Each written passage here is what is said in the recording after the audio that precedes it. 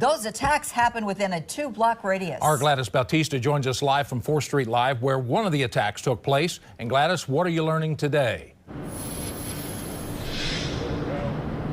Well, Vicki, Rick, we are happy to report that both suspects in these attacks, both here at 4th Street Live and near the Brown Hotel, have been arrested. But these two incidents are having people who frequent this area feeling, nerve-wracked after learning about what happened, even after, the efforts to bring people back downtown have seemingly been going well.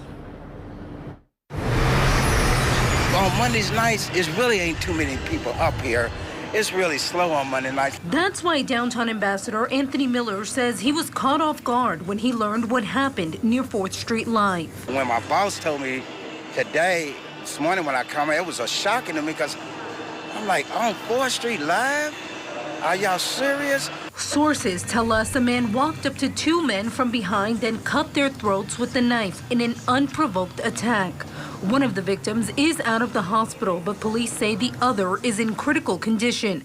Sean Coates was arrested, and according to arrest documents, he admitted to the crime and told police he was coming down off of a drug high. He is now charged with first-degree assault and attempted murder. I worked here, spaghetti factory. I worked it all over here, but I never, ever in my life ever seen no stabbing up on 4th Street Live.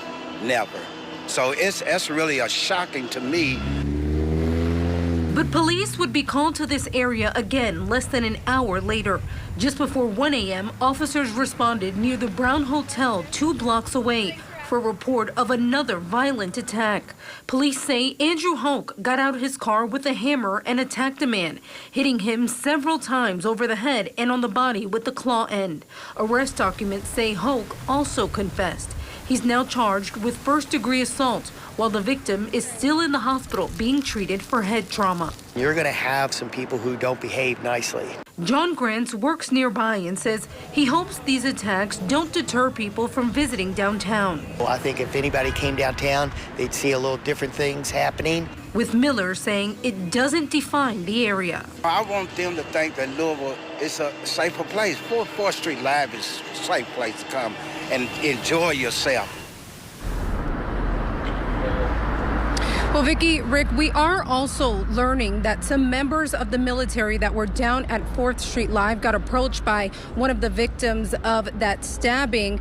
They were bleeding profusely. We learned that those military members helped that person and likely saved their life. So there are definite stories of heroism after these attacks last night. Now, both of those men are set to be arraigned on Wednesday. We're live in downtown Louisville for you this evening. Gladys Bautista, WOKY News.